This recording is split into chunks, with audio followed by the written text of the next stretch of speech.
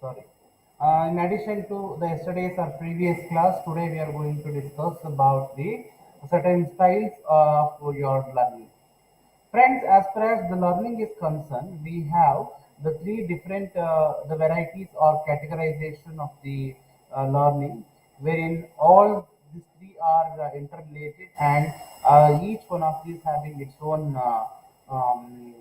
the features. They are one is auditory learning, second one is visual learning, and the third one is kinesthetic learning. When we talk about this auditory learning, as I said, the name itself indicating here only the visual auditory learner read and write. Sorry, auditory learner which speaks about only they can listen and they can able to perform the task. In a given situation where in an organization and a trainer or the employer they could not be in a position to what we call conduct a formal type of training program.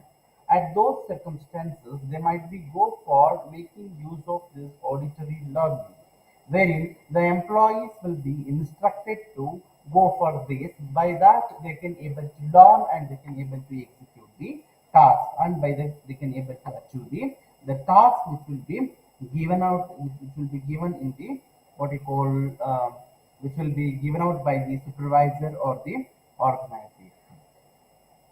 When we talk about this auditory learning, normally one can able to perform their task only they can listen and they can perform. For example, suppose if you are a bachelor, you are very away from your family, and you have to prepare your food. There is no option for you, but you don't know how to prepare the food. You wanted to have the food which is prepared by your mother in the same style. Then what you are doing here? You can able to call your mom. With the help of the telephone, you can able to listen what your mom is going to tell the process, how you need to prepare a particular dish. She keeps on telling the ingredients one after the other, what you need to add, how you need to prepare. Then you are going to do your you are able to prepare the dish which you wanted to eat. Here, can you imagine any physical presence in the person who is preparing the what you call the food? Just he is going to be listening over the phone and he is going to be executing the task. The unique idea, the unique feature of this auditory learning is simultaneously the individual he can able to listen and he can able to perform. Simultaneously both can be taken place. He will be listening and in the meanwhile he is going to be preparing. That is what the beauty of auditory learning. The best example is the lecture video, the lecture series video, or the lectures audio series. Just you are going to be keep the what you call our radios. You might be knowing the radio lessons. The lessons will be pre-recorded in the studio and it will be broadcasted. One can able to listen. One can able to what you call listen and you can able to what you call write the examination. That is what the auditory learning. What are the merits of auditory learning? Friends, there are certain merits which helps an individual to learn and he can able to perform.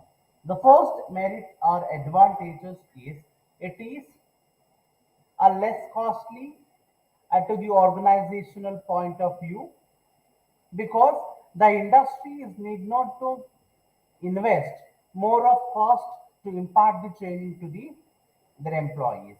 Just once they will purchase the audio and they will instructed their employees to go through the audio where they can able to understand by themselves. It is one time investment wherein they can go for using for multiple groups or multiple employees.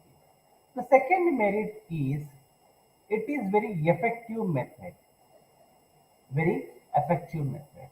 Why it is very effective? They are going to be keep on listening the detailed process of a particular activity. That is why it is more effective. Small issues will be discussed in detail. The intention is everyone should understand, everyone should learn, and they can able to execute by themselves without having a third party intervention. The third advantages from the learner's perspective and from the employer's perspective is it is not time consuming, it is not time oriented. A separate time is not earmarked for these kinds of the learning situation, these kinds of the learning environment, because one can able to learn, one can able to listen and able to perform simultaneously, which cannot hamper the production, which cannot hamper the work, which cannot stop the work of the what you call an individual. Simultaneously, you can able to do both. This is what the beauty of the auditory learning. Then what are the demerits of this auditory learning? Friends, there are certain demerits which are get associated with the auditory learner. One is physical presence is not possible. You cannot feel the picture. You cannot feel who is going to be talking to you. Sometimes, if it is a pre recorded version, you cannot feel the physical presence or physical appearance of the person to whom you are going to be talking. And sometimes, if it is a live, the interaction can be possible. But if it is not pre-recorded one, the interactions will not be possible to hold with the what you call the expert, one who is going to be keep on delivering the lecture. That's a problem which will be there. The second one is visual learning. What is this visual learning? Friends, many of you are going to be posting here. The PPT is not visible, but I have uploaded. I don't know whether it might be server problem or a technical problem or internet problem. I don't know. I have already uploaded the PPT, which is loaded already and which is visible in my screen. And it might be take certain time to visible in your what you call YouTube. You wait, or I'm going to be continuing. I have already uploaded. The visual learner or visual learning, here the name itself indicating a visual learning is going to be one can able to read and one can able to write. We can able to see it, isn't it? We can able to witness it. For example, very in case of auditory learning, I gave the example of preparing the dishes or preparing the food. The same can be applied here also. You might have seen in some of the televisions, in some of the channels, the what you call the food preparation programs will be telecasted. When the food preparation programs will be telecasted, one can able to view or one can able to visible those clippings. You can able to see the what you call the entire the process of preparing the particular dish or food, and the same method can be followed. And what is the difference between in auditory learning and visual learning? In auditory learning, one cannot able to see the process, and here one can able to see the process. That is what the major differences we can able to identify in case of the visual learning. When compared to auditory learning, visual learning is more effective because sometimes one cannot able to understand while keep on listening and executing the task, but he can able to understand while looking out the process. Just while looking out the process, you can able to do or you can able to execute the task without the help of the third party intervention or someone else. And the third one is a kinesthetic learner. In case of kinesthetic learner, as I already said, it is a combination of sometimes both. how this kinesthetic learning, which leads a lot of, in generally speaking, a kinesthetic learning is, or, or sometimes we may also call it as tactical learning, is a style in which learning takes place by the students carrying out physical activities rather than listening to a lecture or watching to a demonstration. In case of auditory learning, we are keep on listening the lecture. Either the trainer or the expert who is going to be keep on deliver. In case of the visual learning, we are going to be see the a demonstration. But in kinesthetic learning, or what you call in tactical learning, in learning tactics or tactical learning, it is more of activity based. We may say that it is the what you call hands-on experiences. Hands-on experiences will be more possible in case of the what you call kinesthetic learning. We may say that hands-on approach, hard time setting, still you can able to take the time and you can keep on a practice by yourself, because the hands-on experience which makes them to get the more of a practical knowledge how one can able to execute it, and demonstration than explain. We need to demonstrate it while doing the hands-on experiences instead of explaining the concept. Prefer the group work. Prefer the group work. Normally kinesthetic learning is going to prefer the group work, not in individual work. That's why we may say that kinesthetic learning, one can able to learn through moving, doing and touching. The tangibility will be more in case of the kinesthetic learning. Tangibility will be more. One can able to move, one can able to do, and one can able to touch what he is going to be doing. In case of auditory learning, as I said, learn through listening. We keep on learn while listening again and again. It may be verbal lessons, I said. It may be of verbal lessons, or sometimes we may say a discussions, or sometimes we may say listening to others. That is an experience to people. Interprets meaning by listening. We are going to be interpreted while keep on listening or after listening what some expert who has been told. May read around. We may read sometimes if it is not possible, we read ourselves. Again, in case of visual learner, once again I will repeat, we may learn through seeing. We may learn through watching. See the teacher sit in front of the classroom. We used to see the teacher or the trainer who is going to be present in front of us. We keep on demonstrating the what you call demonstrating what you call a practical classes, or sometimes demonstrating in the laboratory some experiments, or demonstrating some what you call delivering some lectures in front of you. We may sometimes the picture will be shown to you, you can think and you need to answer. Learn best from visual displays. You can able to learn some displays will be made. Based on that, we are going to be keep on learn. These are the different types of learning. And we have also some other types of learning wherein we can able to see it, we can able to see it, a formal learning, and we have a informal learning. A formal learning is control of learning rest on organization. We need to control it based on the organization. There is usually delay in use what is learned. Sometimes if in a formal learning, it will take some time, it is the time consuming, because it takes a lot of time to execute what you are going to be learned to demonstrate it.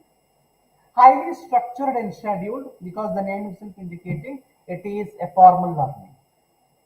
Well in advance, they are going to be structured, they are going to be arranged in a logical manner or scientific manner, and it will be well scheduled, because they are going to be arranging it in a formal or in a right spirit. Specific outcome. Always a formal type of learning is subjected to be a specific outcome or objective outcome. One can able to expect the objective outcome from that and not tailored to individual. In case of formal learning, it is not totally concentrated towards an individual, which is more of focused towards a group. For example, lecture based. The lecturer who is going to be deliver the lecture and not for the individual, it is for a group of students, a mass of students. There are hundreds, 50, 500, even 1000 can also be listened if the proper arrangement has been made. My example is why I am telling this 1500, 100 because the formal type of learning is not subjected to the individual, it is for the mass. Informal learning, control of organizing or control of learning rest on the learner. Here always the learning is based on the learner, the individual capacity. As I said in the previous class, there are different types of learners. Some of them are very quick learner, some of them are very slow learner or a very poor learner. And we need to change our the learning environment. We need to change our learning modules wherein to concentrate both quick learner and the poor learner or quick learner and the slow learner, and we need to fill the gap in between the quick learner and the slow learner. That's why they are going to be choose, they are going for informal way, how best we can able to train, how best we can organization can able to what you call the train the individual, or how best they can able to what you call make them to learn, especially in case of the very slow learner. Immediate use of what is learned. Why they are going in case of formal learning, it will be delayed. But in case of informal learning, soon after completion of the learning, they are going to be instructed for the employees. Immediately they need to execute it, what they have been learned. The intention is there are few slow learners. If they would have delayed in execution, they may be forgotten. They may be forgotten what they have been learned. In order to avoid such a things, what they used to make, they used to be go for allowing those employees immediately to execute the a task what they have been learned in informally. The third one is informal learning is more of unstructured and occurred naturally. It is not a very formal one. That is why I said unstructured. Whatever the time they feel convenient, they can go for making use of it. And whatever the content, suppose if they are going to be using the contents, a very simple one, the purpose is in order to make everyone to feel more comfortable, in order to make every employees to learn. That's why they used to be go for making the learning environments a totally unstructured and illogical. And next one is may not have specific outcome. You cannot expect this specific outcome because the entire program itself is unstructured. When it is unstructured, how can you expect it will be more a specific outcome or more appropriate outcome from the employees? It could not possible. And for example, it is very specific to individual again, it is not mass. Because as I said, the group which may consist of both a quick learner and the poor learner are very slow learner. That's why those slow learner will be identified and they will be concentrated. That's why it will be an individual oriented. For example, group discussions. In a group discussion, every group members they are not going to be discussed. A one member who is going to be discussed based on his discussion, based on his presentation, some arguments will be taken place. It may be some of them they may be argued favor, some of them argued against. These are the certain types of what we call learning and their differences. We'll move on to the next slide. Organization of a training program. How a one can able to organize the training program. Friends, organizing the training program normally which commences from identifying the training needs. Very first, very first and foremost step in the organization is identification of the training needs. The thing is here how one can able to identify the training needs. Broadly, the identification of the training needs are segregated into two. One is at the time of recruitment, when a newly recruited employees they joined to the organization at those circumstances in order to make them to more comfortable with the existing technology, existing what you call the working structure, they need to be well trained. This is one circumstances or under one categorization. And the other, when an existing employees they could not able to adjust to the new technology or the new nature of production process adopted by the organization. At those circumstances, the training will be very essential. The training need will be arises. And the third categorization also we can make to identify the training needs. That is when an individual or a group in an organization they could not able to reach the target, they could not able to reach the standard which is fixed by the organization. That is a clear indication. Their poor performance is a clear indication saying that there is a need for training to improve their performance. These are the three major categorization one can able to identify in case of the organizing the training program. Let us go one by one again. Training needs analysis. Friends, I said the training need analysis. This speaks about an employer or an HR executive or an organization. They may think well in advance what is the necessity for conducting the training program. Is there any essential, is there any necessity to conduct the training program?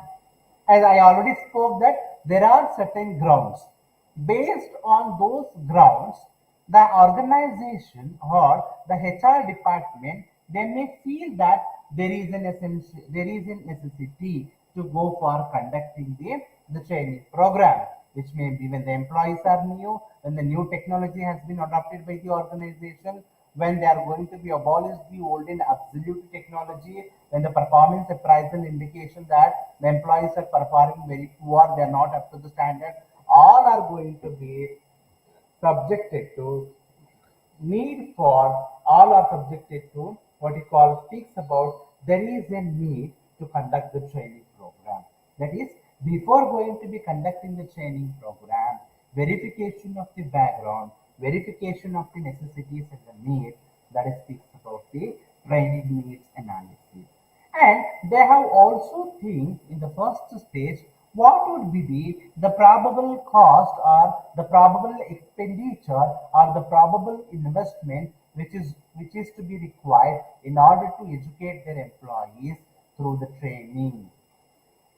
What's the cost they are going to be incurred?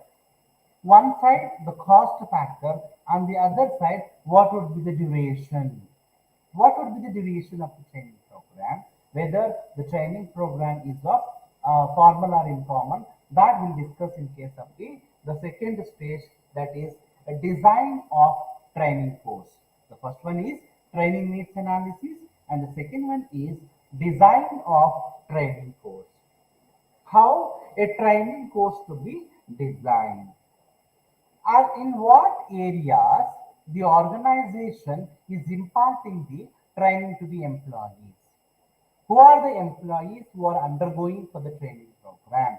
Whether only the newly recruited employees or the existing employees, in which section the new technology has been installed, or they are going to be conducting the training program only for the poor performing employees. First, they need to decide to whom they are going to be conducting the training, to whom they are going to be imparting the training. This is one. And the second one is on which areas they are going to be conduct the training program. Whether they are going to be conduct the training program is of a more technical oriented or a conceptual oriented. Whether the training will be conducted in on the job or the training will be conducted in off the job. When the training is more of technical in nature, a lot of demonstrations is going to be required, a lot of what you call exhibitions is going to be required, a lot of what you call a technical feasibility is going to be required. Then normally the industry can decide to go for what you call on the job training. Wherein after job training, when an organization they want a separate platform in order to impart a training program in a conceptual manner in order to make their employees to be more strong in concept, then they will be go for offline training program, off the job training program. It may be lecture method, it may be of what you call group discussion, many more. And the third one is once the designing part is over, the third one is delivery of training. How the delivery will be decided. What will be the delivery mechanization which is adopted by the organization, in order to make their employees to be learn. Normally, in case of delivery mechanism, delivery of training, they used to be go for what you call appoint or invite an expert from the different field. He might be from academia, he might be from a training institutes, or he might be a technically expertised person who will be invited and he will be deliver the training. Whether it may be on the job or it might be off the job. Some are the other way, they try to what you call, they go for doing it. And the evaluation of training program. Once the delivery part is over, the training has already been completed. The very next thing is they need to be go for checking out the effectiveness of the training program, whether the training program imparted by the organization is of more effective, is of a more what you call influenced positively on the employees, or whether the employees can able to learn and they can able to execute their task. All these things will be known, all these things will be evaluated while what you call doing the evaluation. Under the evaluation, the first technique is the feedback method. They used to collect the feedback from the what you call the prospective employees who have been undergone for the training program. A questionnaire will be designed and it will be circulated among the employees who have been attended, who have been undergone the training program. While circulating the questionnaire, they try to what you call fill the while answering the questions, while giving certain inputs that is going to be indicate the effectiveness of the training program. This is one of the important methods to evaluate the effectiveness of the training program and the trainer. Normally, the questionnaire which may be comprises of details about the training and the content or subject of the training program, appropriateness of the topics to be covered in the training program, the duration of the training program, the time schedule of the training program, then the knowledge of the expert and the content delivered by the expert, and what you call the updated information about the what you call the expert, the language delivery of the lecture delivery process of the expert, the timeliness of the expert. All these informations will be sorted out in case of the the feedback, and later they will also be evaluate the effectiveness of the training program by way of conducting the test or examination after the soon after completion of the training program. The employees, those who are all score very well, it is again the clear indication that the training is effectively successful, effectively done, effectively undertaken by the what you call organization. And by this way, they try to go for evaluating the training program in order to assess the effectiveness.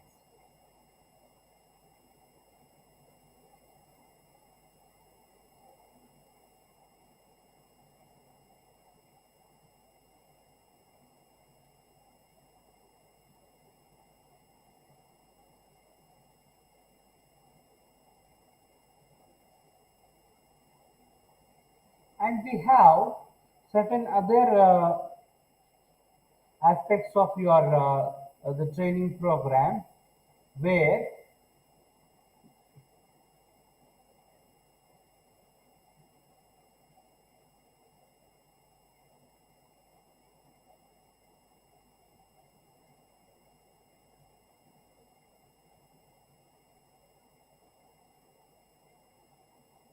the next concept is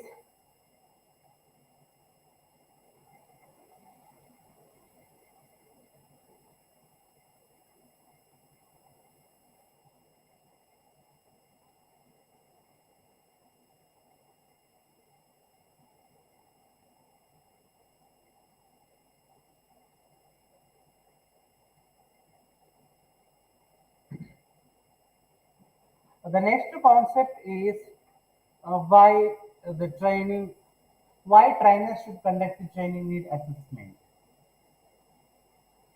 The first thing is to determine what training is relevant to employee's job, whether the training program which is decided by the organization is more appropriate, it will be well suited for their nature of work, the type of designation one is going to be hold, isn't it here? All these aspects they need to be go for assessed. The trainer should be known well in advance to determine what training will improve the performance. Trainers should understand before the completion of the training whether the training program which will be conducted by me will really influence, will really improve the performance of the employees, the performance of the what you call the workers. The third one is to determine if training will make a difference. To determine if training will make a difference or not. How one can able to determine the differences? It is very simple. They need to be go for a cross-examine the pre-training performance of the employee and post-training performance of the employee. If you find any changes in pre-performance and post-training performance, that is an indication you can able to find the difference. Suppose before going to undergo the training program, an employee normally he used to produce 10 articles in a day. After the training program, he can able to produce 15 articles. He is producing 15 articles per day. Here the difference is 5. It is a positive differences. Because of conducting the training program, he has improved his productivity, he has improved his performance. That is what the differences one can able to identify. In such a manner, the trainer has to conduct the training need assessment. Fourth one, to differentiate training needs from organizational problem. Normally, most of the 80% of the organization in a business environment, 80% of the organization, they always correlate the organizational problem with the training needs. One such example is the organization which is incurring a loss. Repeatedly, the organization is reporting the losses. Because of that,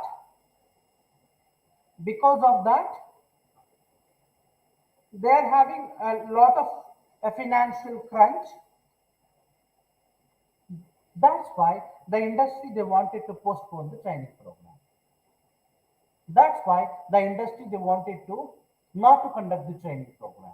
Without the training program, they are going to be forcing the employee. They are pressurizing the employees to perform the task.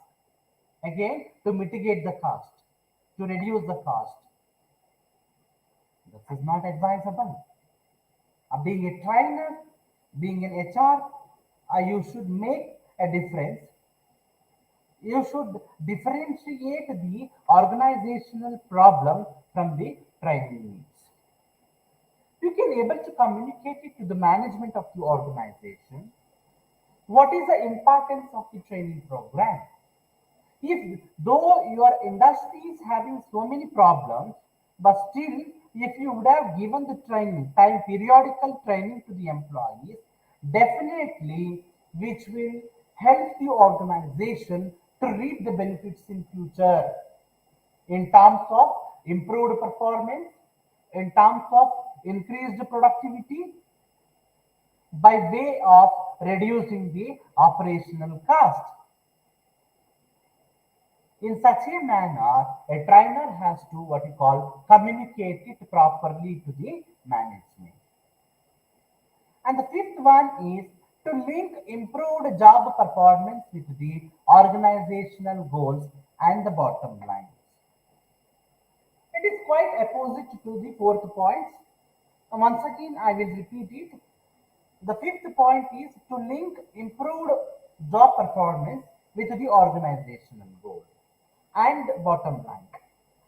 Suppose if the training program which brought a drastic changes in the performance, a drastic changes in the organizational productivity, organizational contribute a lot to the organizational a positive performance, then it could be treated as a, one of the best benchmark. Keeping this as a best benchmark, they are going to be implementing to it to the bottom line workers, bottom line what you call the individuals who are working over there. Again, for the purpose of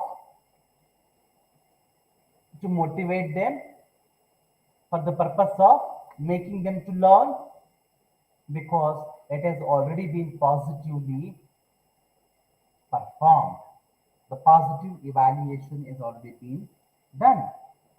That's why these are the what we call the needs trainer has to assist before going to be conduct the training program in the organization. And we have the types of training needs. What are the different types of training needs? The types of training is, friends, don't confuse yourself. Training, different training, types of training is different. Types of training needs is different. Types of training, I will do it after for the few slides. Let us first try to understand the training needs. The training needs are broadly categorized into two, broadly divided into two. One is training needs with the organization, and the second classification is second type is number of persons or number of individuals.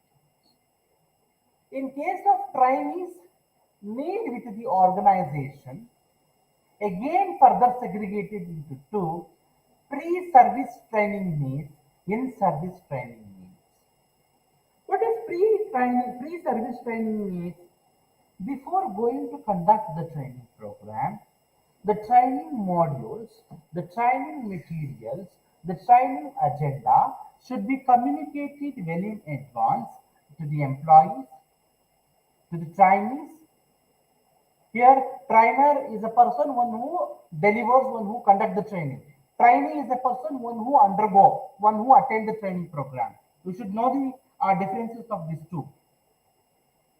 In the pre-training services, as I said, one has to get the material well in advance, what is to be taught, what is to be what you call trained as during the training program, and in-service training means. In-service training means during the training, suppose if they feel very fatigued, if they feel bored, if they feel very dry, they could not understand, they wanted to get some changes that according to their requirements, certain flexibility will be given. And in other type here, number of person, again individual and the group. The individuals are also part of persons or part of the employees group in the organization. What is the individual requirement in the organization about the training? And what would be the group expectations? What would be the group expectation? Here, Padmavati Negihal, she is asked about the micro training and the macro training needs. It is very simple. In case of the micro training, the name itself indicating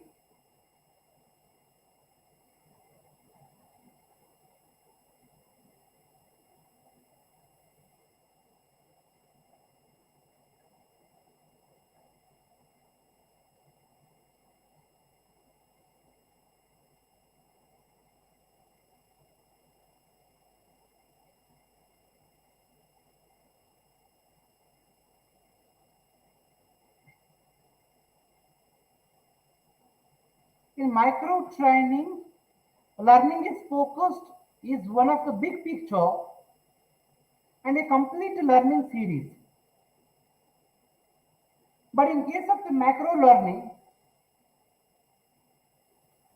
very short and there is a specific focus on skills to be taught. The micro training and macro training, the difference is if you are going to be looked at from the organizational perspective, the organization they wanted to conduct in mass, they try to educate all the employees through training. It is more of a macro training. If a very group of employees, a particular section in the organization, they want a very specific training, that is a macro training. I hope you got answer to these queries. Then methods of training needs analysis. Methods of the training needs analysis. Dear friends, when you consider any training program for your organization, the first step you need to take is training need analysis, as in so many times I discussed. So far, we have understood that training need analysis helps to identify the performance needs which can be addressed by a trainee or a trainer to meet the organizational goal. Ultimately, this will result in improving the productivity, thereby profits, service quality of the organization will be increased. The profits and service quality of the organization will be improved, and invariably the operational cost can be mitigated, the operational cost can be reduced. The training needs analysis will be done with the help of three methods. One is through survey, second one is through observations, the third one is to conduct the interviews. We can able to assess the training needs. Let us go one by one. What is this survey? How best the survey can be used to assess the training needs? Friends, you can conduct the survey, or the organization can conduct the survey or polls with the sample pool or all the employees of the organization. Survey will help to find out the performance or deficiencies in specific areas, in specific concept. To conduct a survey, organization can prepare a structured questionnaire and circulate it among the employees who have been undergone for the training program or they wanted to be undergone for the training program. The questions in the structured questionnaire, the structures in the structured questionnaire should be focus on specific tasks and needs of the employees and the organization. You can use the different question formats. The organization can use it. Open-ended questions, or we may call as dichotomy questions. What is dichotomy? Yes or no? Are you interested to go for training? Yes or no? You only need to say yes or no. No other options will be available for you to explain. You feel the training should be conducted periodically in the organization. Yes or no? You need to either mark it as yes or you need to mark it as no. Really, the training will improve your performance. Yes or no? You need to put yes or no. It is called an open-ended or a dichotomy type of questions. Sorry, a dichotomy type of questions. And we have closed-ended questions, projective, and priority ranking. We feel training will improve a lot in terms of productivity. Priority will be given. Some extent right, moderately right, neither right nor wrong. Wrong, purely wrong. You need to mark it. Where it may be 5-point scale or it might be a Likert scale. They can go for using it in order to give that rating. Allowing employees to answer anonymously will increase the credibility and the organization will get the genuine answers. If the organization they want the genuine answers, they should not create any scope for the identification of the employee. Employee identification should not be there in the questionnaire. When there is no identification, then it will serve the objectives of the what you call the questionnaire. Then, what are the pros and cons? Before that, here Soumya is asked one question: which type of training which wants to write in exam, micro or macro training, sir? It is depends on the number of marks, madam. If they will be asking for the 5 marks question, only micro, you need to write micro. If they ask for macro, you need to write macro. If they ask in the examination, training needs, then you need to write both. Micro, macro, you need to write both. We have certain pros and cons of survey method or limitations or demerits of survey method. The merits are reach a large number of employees in a lesser time.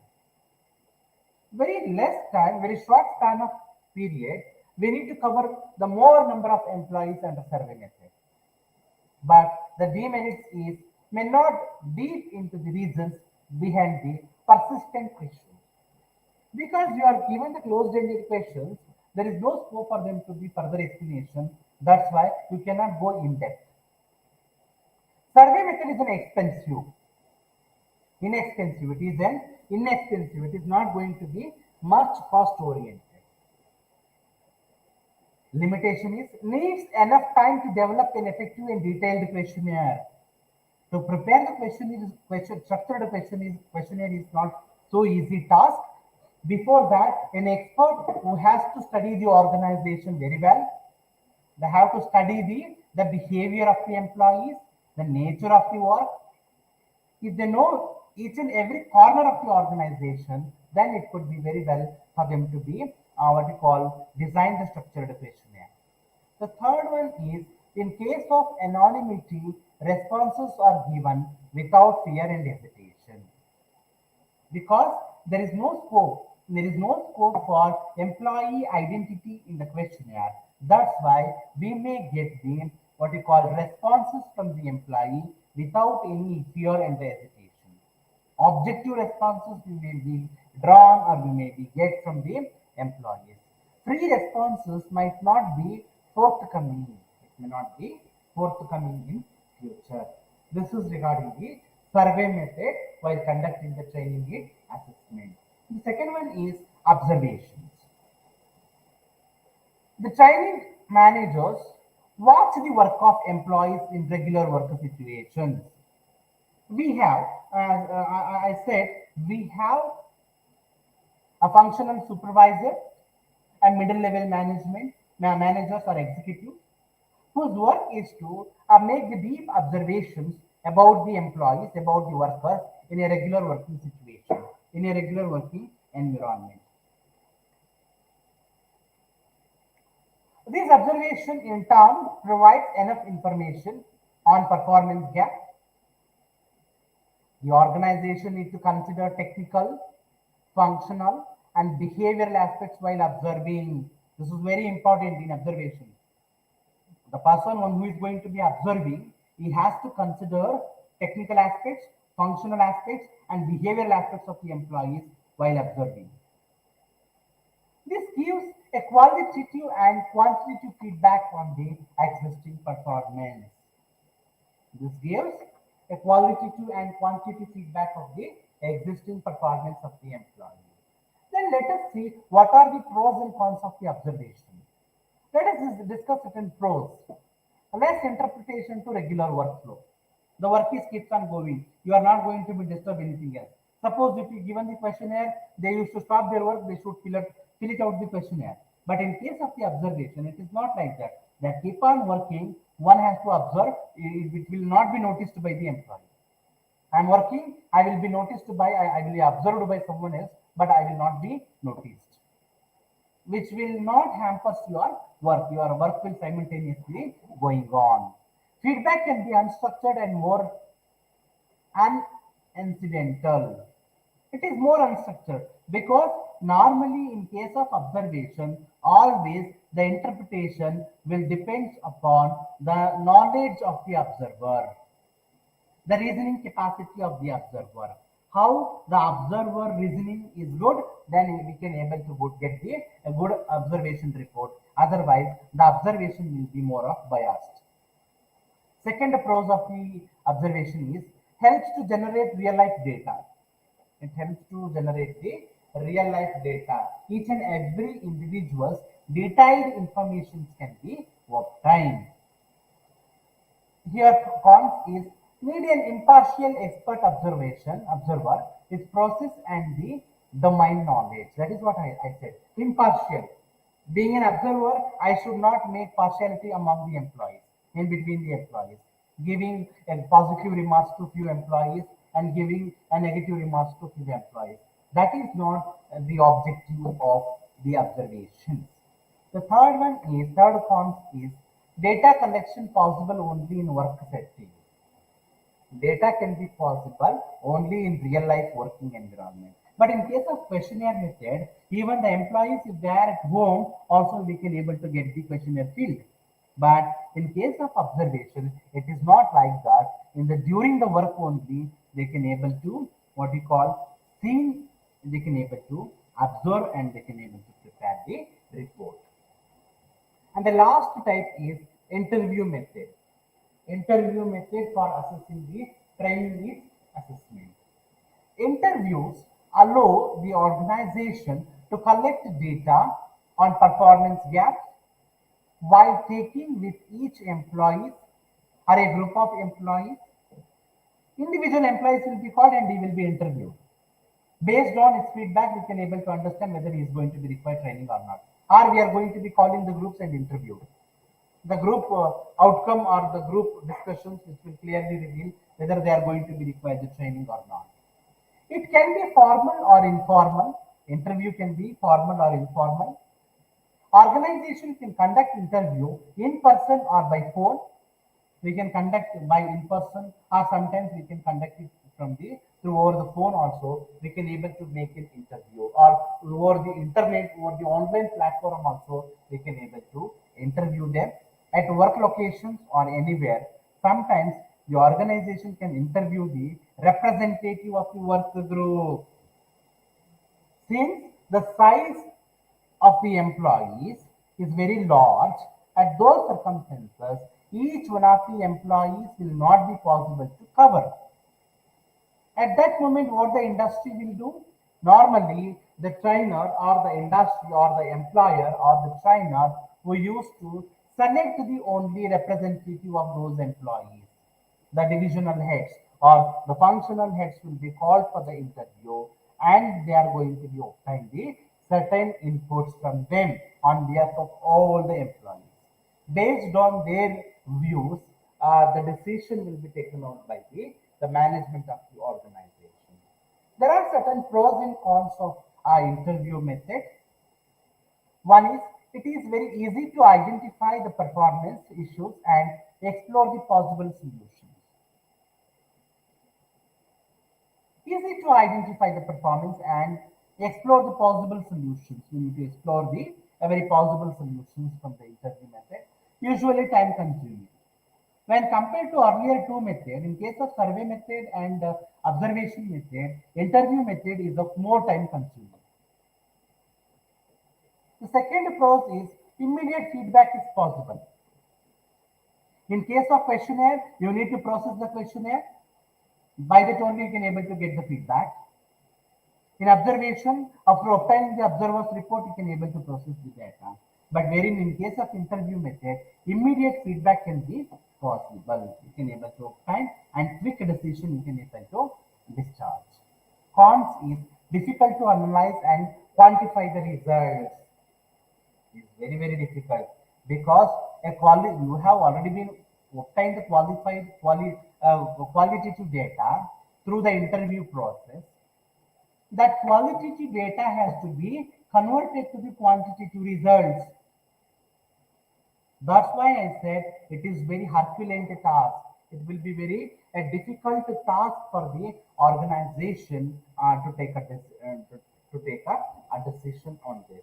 These are the three methods to go for training need assessment. One is survey, another one is observation, and the third one is training. These three, each one of these is having the certain pros and cons. In the next class, the very important concept that is methods of training. Up to now, we discussed types of training needs. Now we are going to discuss in tomorrow's class methods of training. This is very important from the examination point of view. If you look at the previous year question papers, this question has appeared almost every year, either for 15 marks or for 10 marks. Sometimes it may be for 20 marks. 15 marks one question and 5 marks one question, or 15 marks one question and 10 marks one question. Minimum 20 to 25 marks will be from this chapter only, from this concept only. That's why I'm going to discuss this concept in the next class. Thank you.